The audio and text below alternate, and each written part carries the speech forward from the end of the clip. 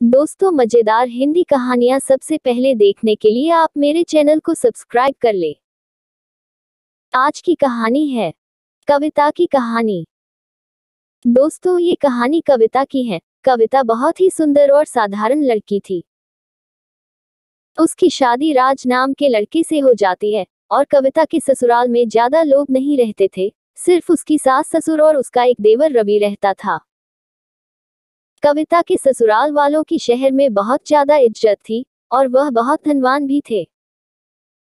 कविता का पति राज अपने अपने घर की जिम्मेदारी अच्छे से उठाता था।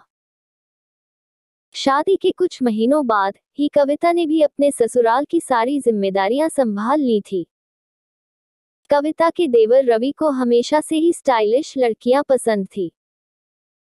वह अपनी भाभी के सिंपल लुक के होने की वजह से वह अपनी भाभी से ज्यादा बात नहीं करता था। ऐसे ही एक दिन जब रवि पार्टी में जा रहा था तो वह अपनी माँ से पूछता है, माँ, मैं आज पार्टी में जा रहा हूँ, आप बताएं ना मैं कैसा लग रहा हूँ। तब उनकी माँ बोलती है, हाय मेरा लाल, तू तो बिल्कुल हीरो लग रहा है। तभी पास में खड़ी कविता बोलती है, देवर जी, आपके कपड़े में थोड़ी सी कमी लग रही है। तभी रवि बोलता है, अरे भाभी, आप तो चुप ही रहो, आप क्या जानो फैशन और ट्रेंड के बारे। माँ तब रवि के साथ बोलती हैं, हाँ बेटा, तुझे क्या पता आजकल का फैशन, क्योंकि तुम हमेशा सिंपल रहती हो, इसलिए तुम्हें नहीं मालूम चलेगा। इस तरह अनूप अपनी भाभी को हमेशा नीचा दिखाता रहता था। उन्हें फैशन की कोई सेंस नहीं है और उन्हें स्टाइल के बारे में कुछ भी नहीं पता। और ऐसे ही कुछ दिन बीत जाते हैं। कुछ दिनों बाद कविता का पति राज ऑफिस जा रहा होता है। तभी उसके कार का बहुत ही बुरा एक्सीडेंट हो जाता है और हॉस्पिटल ले जाते जाते उसकी मौत हो जाती है, जिसकी वजह से पूरे घर में शोक का माहौल छा जाता है और कविता का हंसता खेलता परिवार बर्बाद हो जाता है और उसको अपनी सारी खुशियों से दूर होना पड़ता है। लेकिन वह अपना ससुराल छोड़कर कहीं नहीं जाती और साथ ही अपनी सारी जिम्मेदारियां अच्छे से निभाती है। यह सब देखकर उसके सास और ससुर उसकी शादी रवि से करवाने की सोचते हैं और रवि से शादी के बारे में बात करने के लिए जाते हैं। तभी रवि की माँ कहती है, बेटा रवि, यहाँ बैठ, तुझसे कुछ बात करनी है। तब रवि कहता है, जी माँ बोलिए। तब रवि के पिताजी रवि से बोलते हैं, देख बेटा, पहले तू हमारी बात ध्यान से सुन बेटा। हम यह सोच रहे थे क्यों ना हम कविता की दूसरी शादी करवा दें, कब तक बेचारी ऐसे अकेली जीती रहेगी। तो वो कहता है, माँ यह तो बहुत अच्छी बात है, चलिए ठीक है, मैं आपके साथ हूँ। तब रवि के पिताजी बोलते हैं, चल बेटा ठीक है, तो हम एक काम करते हैं, घर के कुछ लोग को बुलाकर तेरी और कविता की शादी करवा देते हैं। रवि को जैसे पता चलता है कि उसकी शादी कविता से करवाई जा रही है तो वह कहता है, क्या कहा पिताजी आपने? वह भी मेरी शादी कविता से? इसे गवार से मैं कभी नहीं करूंगा। रवि के पिताजी बोलते हैं, क्यों, कविता में क्या कमी है?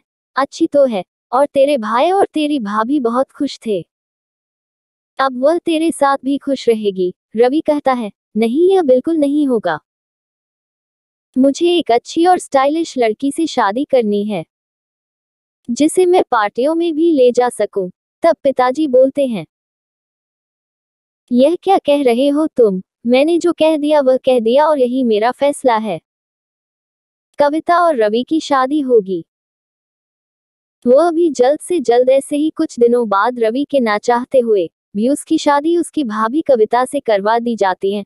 और शादी की रात जब कविता अपने कमरे में होती है तो रवि गुस्से में आता है और उसे उल्टा सीधा बोलकर दूसरे कमरे में सोने चला जाता है। कुछ दिनों तक ऐसा ही चलता रहता है, लेकिन एक दिन की बात है, वह अपने भाई के कमरे से गुजर रहा होता है।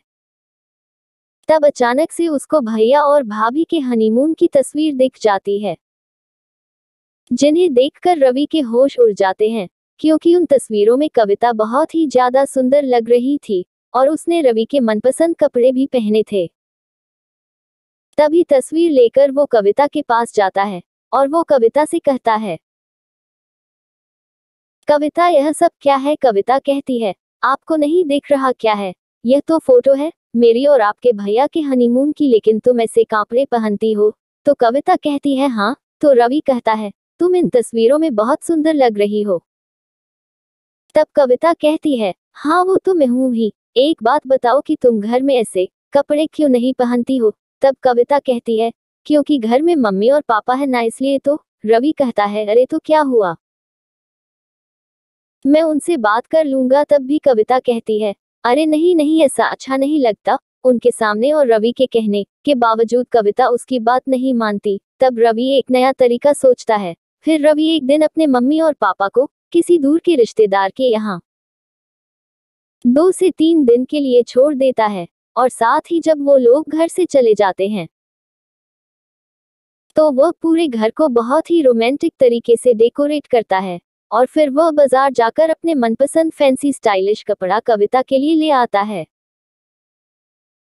जो कि वह उसे गिफ्ट करता है। कविता उससे कहती है यह क्या है रवि जी। तो वह कहता है कि सोनू कैसा है, यह तुम्हारे लिए एक छोटा सा गिफ्ट है, पहन के आओ ना, और नीचे तुम्हारे लिए सरप्राइज भी है।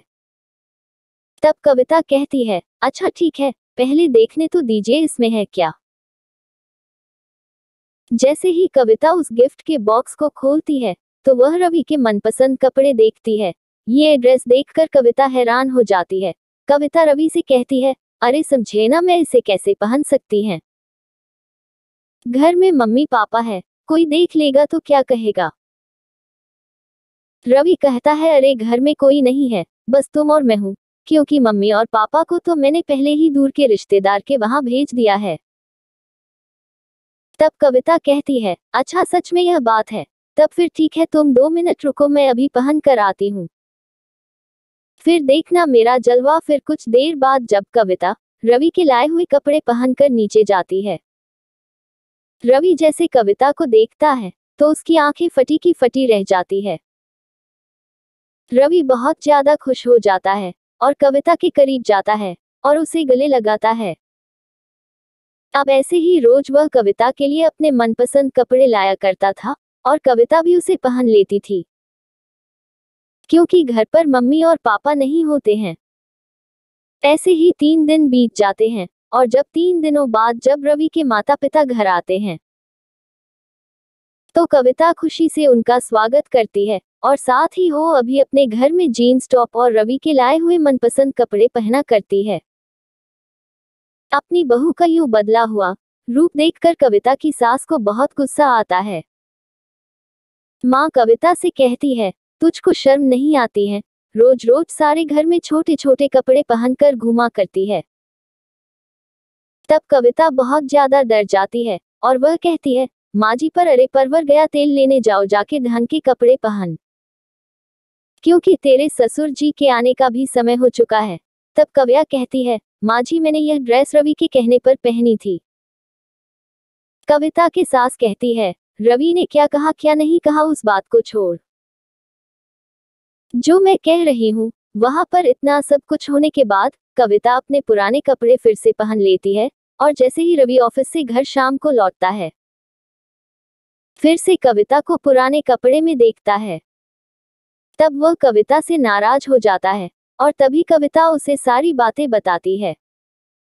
जैसे ही रवि को सारी बातें पता चलती है वह तुरंत अपनी माँ के पास जाता है और कहता है माँ अपने कविता को कपड़े बदलने के लिए क्यों कहा। रवि की माँ कहती है अरे बेटा, घर की बहू में ऐसे कपड़े पहने उन्हें शोभा नहीं देती। तब कहता है देखो माँ, मैं आपकी सारी बात समझता हूँ, पर यह बताओ अगर कविता की जगह मेरी बहन होती तो क्या तब भी आप उसे ऐसा ही बोलती या पापा उसे कुछ कहते। नहीं देखो माँ, कविता का जो मन करेगा वह वही पहनेगी। रवि की माँ कहती है अरे अरे बेटा, कविता इस घर की बहू है, अगर वह ऐसे कपड़े पहनेगी तो समाज वाले क्या कहेंगे।